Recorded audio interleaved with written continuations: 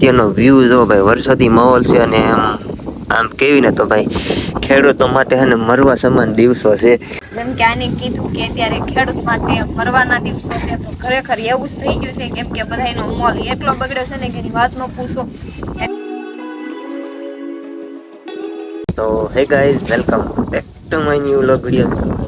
સ્વાગત છે મારા નવા જબરદસ્ત વ્લોગ વિડીયો. તો ભાઈ સરસ મજાનું મોર્નિંગ થઈ ગયું અને અત્યારે અમે બે આવી ગયા છીએ ધાબામાંથી. અને અત્યારનો વ્યૂ જો ભાઈ, વરસાદી માહોલ છે અને આમ કેવી ને તો ભાઈ ખેડૂતો માટે હે ને મરવા સમાન દિવસો છે.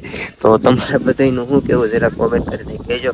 બાકી હમણાંથી તો કઈ શૂટિંગમાં ફ્રી નહોતા ને એટલે કાંઈ વ્લોગ ને એવું કાંઈ આવતું નહોતું. બાકી હવે થોડાક ફ્રી થયા છે ને હમણાં થોડાક દિવસ લગભગ કારખાના પણ ખુલી જાય. તો અત્યારે જો એક રીલ્સ બનાવવાની હતી, તો રીલ્સ બનાવવા માટે ધાબામાં થઈ જાય પછી કીધું હારો વ્લોગ ચાલુ કરી દે. તો ભાઈ વ્લોગ ને એવું ચાલુ કરી દીધું છે. બાકી તારું શું કેવું છે?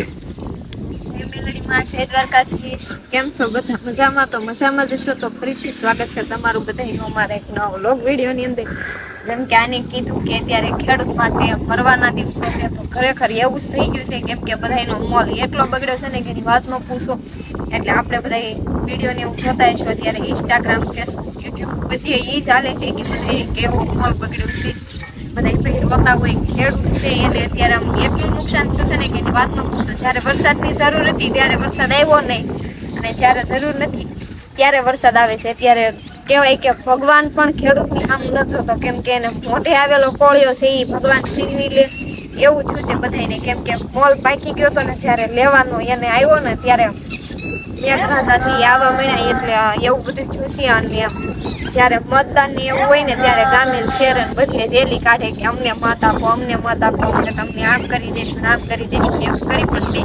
તો અત્યારે એ બધા ક્યાં ગયા છે? અત્યારે કેમ કોઈ ખેડૂતની સામું નથી જોતું? અત્યારે ખેડૂત આંકડાને હવે આંકડે રોવે છે, પણ અત્યારે કોઈ એટલે કોઈ સામું નથી જોતું. ગામના સરપંચ, પછી મુખ્યમંત્રી કે કોઈ પ્રધાનમંત્રી કે કોઈ સામું જ નથી જોતું. તો એને અત્યારે જોવું જોઈએ કે ભાઈ ખેડૂતને એટલું નુકસાન થયું છે, તો તમારાથી બને એટલો તો સપોર્ટ કરો. સાજો નહીં પણ એક ખેડૂતની ખાલી 5,000 રૂપિયા તો આપો. કેમ કે એને ઘરમાં સામાન લાવવાનો હોય, એના છોકરા છે એ બહાર ભણતા હોય તો એની ફી ભરવાની હોય, બધું પૈસા ને એવું ક્યાંથી કાઢવાનું. અત્યારે ખેડૂતને કેવું તો કોને કેવું?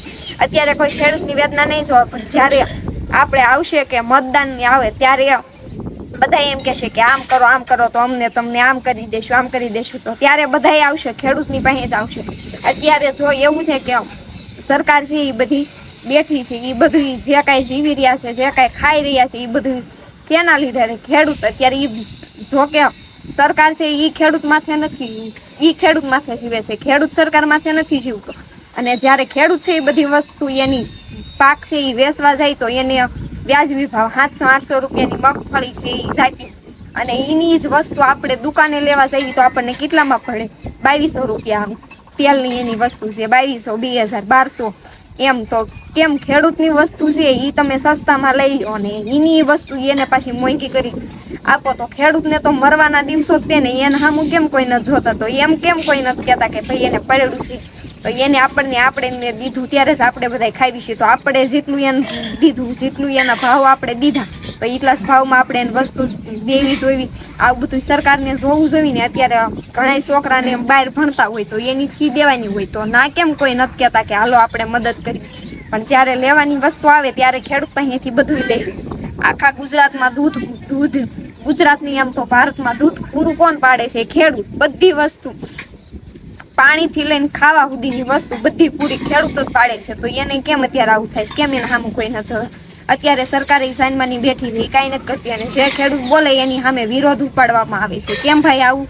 તો ખેડૂતને ક્યાં જવાનું? કોની પાસે જવાનું? કોને કહેવાનું આ બધું? તો જરીક એની સામું જોવો, એને કંઈક મદદ કરો. કેમ કે અત્યારે તમે બધા, આપણે બધા જે કાંઈ જીવી રહ્યા છે ને એ બધા ખેડૂત માથે છે. અને આ બધું જે વીતતું હોય છે, એને થતું હોય ને એ આ કોઈ નો સમજીએ કે કેમ કે ખેડૂતની વેદના છે, ખેડૂત અને એના દીકરા છે. ખેડૂતના દીકરા હોય ને એ સમજીએ કે બાકી કોઈ નો સમજીએ કે બાકી જો ખેડૂતે ધારી લીધું ને તો આ બધું જે છે ને તમે બધા ખાવશો ને, દૂધ ને એવું પીવો છો ને, એ બધું રહી જાય એક જ દિવસમાં. પણ આ બધું હવે ખેડૂતને સમજવાનું છે. જો આપણે બધા હારે મળીને નિર્ણય કરશું ને તો આ બધા આપણી મદદ કરશે તે. કેમ કે જે કાંઈ તમે વેચવા જાવ છો 1-2 વર્ષ મોલ લઈને વેચો, ભલે બધું પડ્યું, ભલે આવક કાંઈ ન આવે, પણ આપણે ખાવાનું તો એમાંથી નીકળી જ જવાનું છે.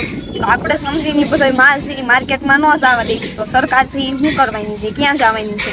આપણે આ દૂધને એવું ડેરીએ જવા દેવી, ખાલી 1 વર્ષ જ ન જવા દો તો એ બધું ભલે આપણે છાશ ફેરી નાખો, માખણ ને એવું ખાવ, ક્યાં ખાવાનું ઓછું છે? તો એ બધું ખાવ શું લેવાના જવા દો છે? આપણે આ બધું જવા દેવી છે ત્યારે સરકાર આપણે માથે આવું કરે છે. તો આના માટે આપણે ખેડૂત મિત્રોને પણ બધાને બહુ નુકસાન થયું છે.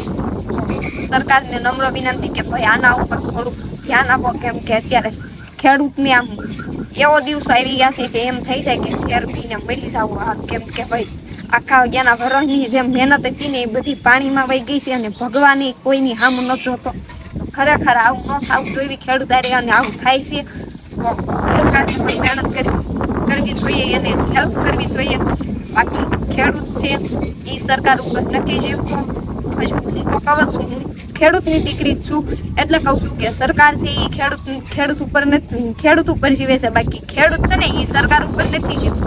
તો બસ મારું તો આટલું જ છે. બાકી બોલવાનું ચાલુ કરીને તો ફૂટે નહીં. આ બધું છે, તમે વિડીયો જોતા છો, તમને જો લોકોને મારું જો હાસું લાગ્યું હોય ને તો અમારા વિડીયોને વધુમાં વધુ શેર કરજો.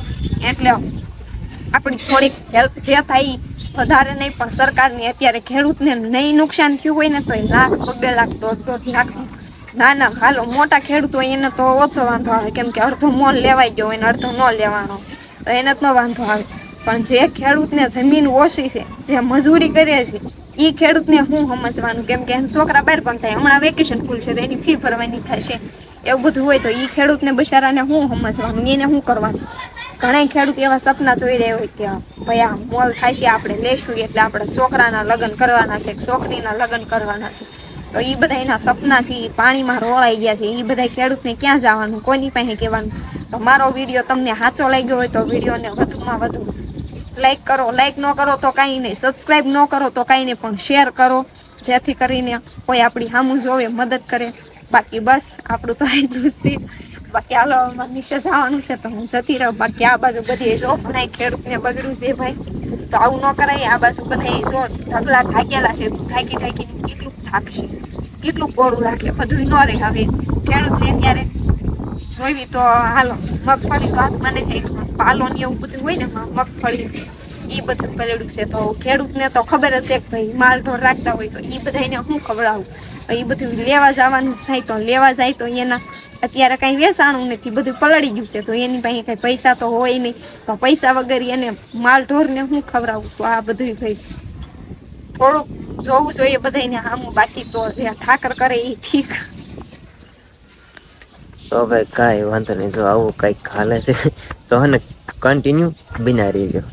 તો ભાઈ અત્યારે આપણે વાળું પાણી કરીને થઈ ગયા છે નવરા. જો કે ધબામાંથી કેટલી બધી આવે છે, તો એટલી બધી રીલ શૂટ કરી છે કે એની વાત ન પૂછો. કેમ કે ભાઈ આજે નવરા હતા, એટલે કેમ કે નવરા એટલા માટે હતા કે વરસાદ ચાલુ હતો. વરસાદ ઝીણો ઝીણો રોહવાનું ચાલુ રહે, ઘડીક આવે ને પાછો ઘડીક બંધ થઈ જાય, એ રીતનું હતું. જો કે વરસાદના કારણે બધા બહુ હેરાન થઈ છે, પણ વરસાદ છે કે હવે બંધ થવાનું નામ નથી લેતો. જ્યારે જોતો ત્યારે આવ્યો નહીં, અને અત્યારે હવે ચાલુ જ રહે છે. તો આજ પણ વરસાદ ચાલુ હતો, તો ઘડીક રહી જાય ત્યારે અમે ધાબામાંથી જઈને આજ ઘણી બધી રીલ શૂટ કરી છે. તો એ આપણે રોજે રોજ આવતી રહેશે. ધર્મેશ સંગીતા વ્લોગ નામની આઈડી છે ઇન્સ્ટાગ્રામમાં, તો ત્યાં જઈને જોઈ લેજો. ને રીલ્સ અમારી કેવી લાગે છે કોમેન્ટ કરીને કહેજો. બાકી અત્યારે વાળું પાણી કરીને થઈ ગયા છે નવરા, અને તમે લોકો પણ નવરા થઈ ગયા છો. જો કે નહીં ત્યાં હજુ બહુ કાંઈ ઝાઝા વાગી નહીં ગયા, 8 જ વાગ્યા છે. તો અમે તો 8 વાગ્યામાં, એટલે અમે તો ક્યારના નવરા થઈ ગયા છીએ. પણ આ તો કીધું હવે બ્લોગ પૂરો કરી દેવી, કેમ કે હુઈ જવું છે, થાકી ગયા છીએ. ઘરે હતા ને તો એ ઠકાઈ ગયું છે. તો બસ અમારો આજનો બ્લોગ છે, નહીં પૂરો નથી કરતી, પૂરો કરું ને એ પહેલાં એક વાત શેર કરવાની હતી. જો કે હું કહેતા ભૂલી ગઈ હતી, આગળ મેં કીધું હતું કે ખેડૂતોને આ રીતનું થાય છે ને આમ હેરાન થાય છે. એ તો જેને માંડવીને એવું પલળ્યું હોય, જેની ઉપર વીતતી હોય એને જ ખબર હોય. બાકી આપણે તો હું નિરાતે હુઈ જ આવી. તો આપણો આમ એક સુઝાવ છે કે ભાઈ જેટલા ભાઈ યુટ્યુબ મિત્રો છે, યુટ્યુબમાં વિડીયો બનાવે છે, એ થોડોક આવો વિડીયો બનાવો જેથી કરીને ખેડૂતને હેલ્પ મળી શકે. જો કે આપણે વધારે તો કાંઈ હેલ્પ ન કરી શકવી, પણ ટૂંકમાં આપણે ખેડૂતની વેદના છે એ બધા જોડે શેર કરી શકવી. જેથી કરીને બધાને ખબર પડે કે ખેડૂત ઉપર શું વીતે છે. જો કે અમે ક્યાંય બહાર નથી ગયા, નકર બતાવે જ કે ભાઈ બધાને કેવું પલળ્યું છે ને એવું. જો કે જઈશું તો તમને બતાવશું કે બધાને કેટલું નુકસાન થયું છે. તો ભાઈ જે લોકો યુટ્યુબમાં જે પોતપોતાની રીતે તમારાથી જે બને એ થોડી થોડી હેલ્પ કરજો. બાકી આપણે કરવી કે ન કરવી ઘણા લોકો કરે જ છે, પણ તોય આપણે પણ આપણા ગામમાં અથવા તો આપણા શહેરમાં તો ન હોય પણ ગામડામાં આપણી વાડીએ હગાવાલામાં કઈ રીતનું બધું બગડ્યું હોય તો તમે ત્યાં જાઓ તો વિડીયો બનાવો અને પોસ્ટ કરો, મૂકો, એટલે બધાને ખબર પડે કે બધાને કેટલું બગડ્યું છે. જો કે બગડ્યું છે બધાને, તે અમુકને જ નહીં બગડ્યું હોય, બાકી બધાને બગડી ગયું છે. તો બસ આ એક કહેવાનું હતું. બાકી અમારો આજનો વ્લોગ છે અહીંયા જ પૂરો કરવી છે. જો તમને લોકોને મારો વિડીયો ગમ્યો હોય તો વિડીયોને લાઇક, શેર અને સબસ્ક્રાઈબ કરી દેજો. તો હવે ફરી પાછા મળીશું એક નવા વ્લોગ સાથે. ત્યાં સુધી બધાને જય મેલડીમાં, જય દ્વારકાધીશ, બાય બાય.